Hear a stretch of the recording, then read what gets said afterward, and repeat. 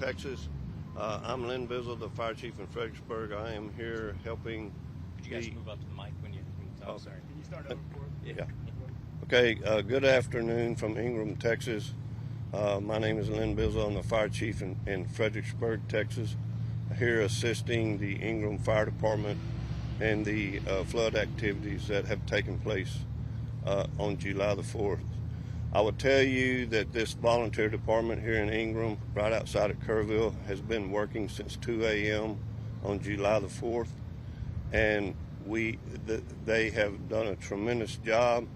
They brought in assistance. I'm part of that group that came in for assistance, and it's really heartbreaking from a first responder standpoint to know that we are there. We are praying for the families. We're praying for those who have lost loved ones, and we are here to try to put closure for those families. And so, as we have been working through the week, and will continue to work, that's our number one goal, is to find closure for the families. We pray for them, and we're doing. I want them to know we're doing everything we can to find the individuals that may be missing. So the challenges that we face is tremendous amount. We're talking mounds of debris that is in the river. We have over 300. We're working about an 8-mile stretch of the Guadalupe River here in Ingram, and so we have tremendous challenges from the standpoint of the debris that is in the river. And so we have 300 people working. We have all the heavy equipment that we can muster up to try to remove that debris. We are finding vehicles and RVs deep inside the debris that you can't even see from the outside. And so the challenges are there, they're real. We have a tremendous team here. You can't do this without teamwork.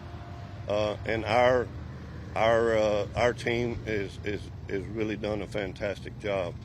So I just want everyone to know that please keep your prayers for all of our first responders that are literally, you can tell right now humidity is high, it's hot. They're working all day long with chainsaws, cutting trees up, removing those trees, and trying to get into those piles until we can clear all those piles out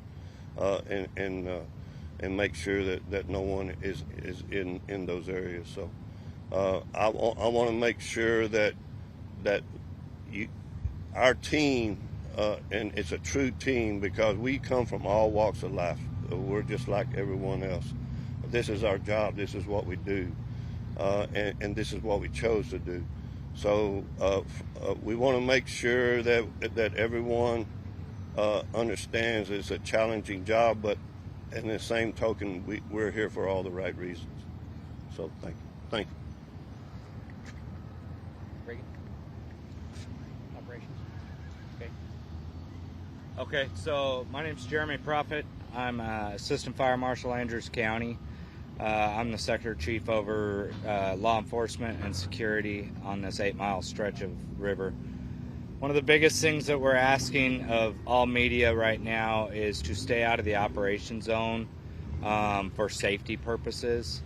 We completely and we endorse the First Amendment right, but we have to keep you safe, and we cannot have you in that area of danger.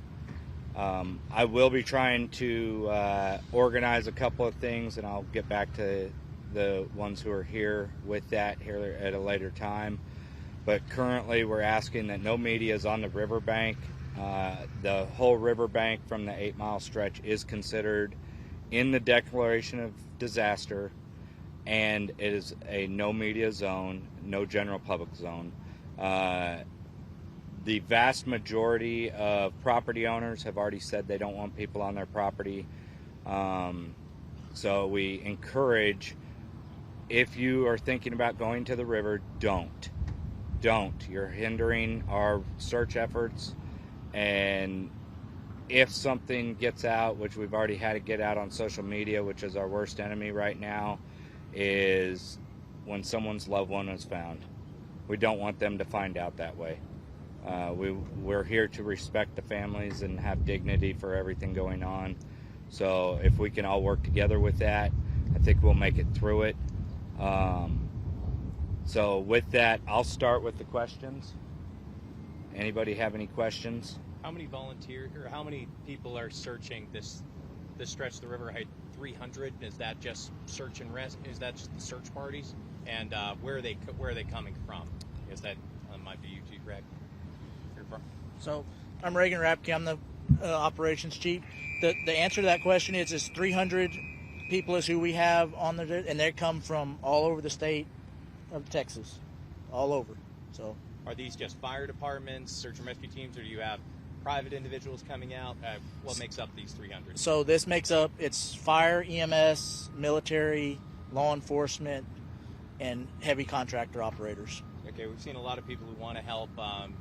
Should they just come out here? What do they do? If so, they advocate, is it only if you're certified, or what's correct? So the whole problem with having everybody come out here, that we can't vet you who you are and stuff like that. Not saying we don't trust you on your word, but it's a deal that if you get hurt, where does it fall? It's a liability. So you're saying don't come out here unless correct. You're already out here, or correct? So you're not looking for any more volunteers. We're not looking for any more volunteers. Correct. Okay. So 300. What are those 300 people doing? They're not just walking, police line down the river. No, they're not. They're going through these massive piles of debris. They're going through, looking under rocks. They're going in the water somewhat when it's receded, looking under stuff. I mean, they're searching hands, knees, everywhere. They're up in trees.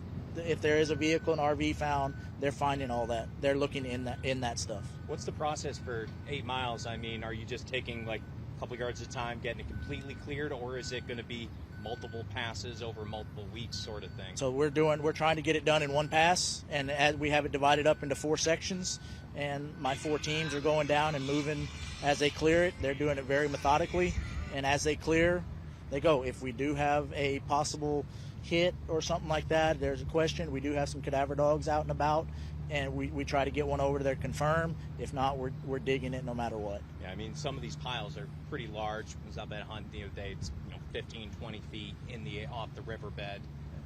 So, I mean, one of the things we've heard is that you can smell death, although just be animals that were caught in the flood too. Correct. So, do you have to dive in? Do you have to take down each one of these massive piles every time there's a possibility? Or yes, we do, because we don't. Yeah. We do, because we don't know what it is until we put hands on or eyes on what it's actually coming from. Just wasn't sure if you were like marking that for later check-in, or no, if you come across it, a whole pile comes down. We're looking into it, yes. We want to recover everybody's loved ones as quick as we can. So in one pass, you're talking 8 miles, how long is that going to take realistically? I don't have an answer for that. That's going to take a long time. I mean, we're talking days or we're talking weeks? We're talking weeks, months. What are the biggest issues as you're trying to wade through all this debris? I mean, this is a big river. There's a massive flood. Caught a lot of stuff in it as you're going through. So what are the biggest challenges as you're trying to be thorough? Number one is the heat and the humidity here in Texas. Number 2 is just the vast amount of debris. And everybody gets tired, and it takes time. It takes time to do it, and people have to just bear with us to do it. So back to the volunteer thing you mentioned down here. You're saying no. Are there other sectors where they're asking for help that people, if they want to help, they should show up? Or no, I can't answer that question. I can't speak to that one. I can. I would recommend if you are wanting to come and help, contact the Kerr County EOC and see if they're able to distribute you where they need you in the different communities. Okay. So if you're from the general public, contact the EOC for Kerr County. If it's not volunteers that y'all need, what exactly would assist y'all and help y'all? Right now in Ingram, we're set up pretty good. We have plenty of water. We have food, and we have enough people. Now those people will be cycling through. Obviously the treacherous work that they're doing in the heat and humidity is only about a 2 to 3 day, maybe 4 day solid labor before we start having people fall out and get hurt. So it's a constant cycle that will be coming through. We're getting calls. We have crews from Mexico here. We have crews from Canada that have come in and are assisting us. And every week it'll be cycling through. Every day we see cycles of different departments coming in. So right now in Ingram, I think we're set. If that changes, we will put out a notification over social media. But as we sit right now, we're good. You said that there's no media zone. Can you be more specific about where that might be? Starting here and ending somewhere? The 8 mile stretch of river Yes, sir. is a no media zone. Where does that start at for folks that aren't here? Brian Lockley, Public Information Officer for the Ingram Fire Department. We're looking, our stretch starts about the Rio Vista area and goes all the way down to the 98 bridge right there where the lake house is at. That's the area that we cover. I don't know if that answered your question. I'm just trying to figure out which areas we don't belong. Right, well, technically, you don't belong on any part of the river. The riverbed itself is totally off limits. It is a disaster zone. So you don't go, if you see a spot, nobody's there, I'm going to go look at the river. Please don't. Please don't go anywhere near the river. Like I said, it's off limits. Because, like the officer was saying, we don't need anybody hurt. We don't need any media, especially falling in the river. But other than that, it's basically off limits to media, civilians, please stay off the river. That's what we ask. What you do is you wind up hindering our search. If we have to stop and take care of you, that's less we can put towards the recovery effort. Could you talk about the crews and the volunteers, the hours they're putting in, the Oh. rotations they have to do? When you really think about this, it started about 2:30 in the morning on July the 4th, roughly. And the volunteer hours, I didn't get here till noon yesterday, and I've been here all day yesterday mostly, and today. The volunteer hours, I couldn't even begin to tell you. They're working tirelessly. We start at 7 in the morning with a briefing, and we put these folks out on the river at 7:30 in the morning. We cycle them through, feed them water and Gatorade. We make sure they have plenty. Again, we bring them up here for breaks. We don't have any problems with that. Like I said, we take care of our volunteers. We take care of everybody on that river. Like I said, we have to take care of you too. That's our jobs. We, as for responders, is to take care of y'all too. But there's no overnight searches anymore, No, correct? no, This is full rescue, this is recovery, not rescue anymore? Not in this operation. In this 8 mile stretch, we have not done it like that. Yeah, in this, we usually, like I said, we usually stop operations around 6:30. Today we stopped at 4 because we do have weather coming in. You all saw how quick, if it takes a couple inches of rain, it'll probably bring that river up several feet, and we don't need anybody on that river. Flash flooding is exactly what it means, flash flooding. You trained for this, and you talked about the physical toll it's taken on your people. Can you talk a little bit more about the emotional toll it takes, what you're discovering? The emotional toll, everybody has the emotional toll to themselves different. One will deal with it better than the other. Me, myself, it's tough. It's very tough. Chief Bizzle, he's been doing it for 45 years, and it's tough on him too. Jeremy, I don't know how many years he's had in law enforcement. Mr. Rapke over here, he's had lots of years in recovery as well. We have a place that we call The Place. It's called Enchanted Rock, So we're in it, and it takes a toll. And like Chief Bizzle said, this heat is bad. And it doesn't take long, 2 hours digging into these piles. And you're tired, you're beat, you're sweat, you're done. But we do have, they come up here, like I said, they come up here for the liquid IVs and the water and the Gatorade. We put them in an air-conditioned trailer. We take care of them. Okay, we'll take one more question. The other thing from the emotional toll is the fact that we have critical incident debriefing teams on site right now, and they have been on site all week. So if someone's having an immediate need, they're right here, and they can talk. At least they have someone to talk to.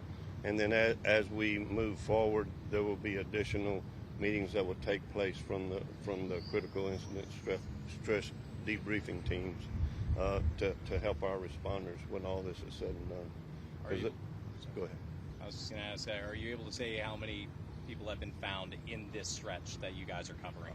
No, sir. I'm not able to say that. No. Okay, we'll take one more question, then we need to. The one last thing I would like to comment is the donations that we received just in Ingram is phenomenal.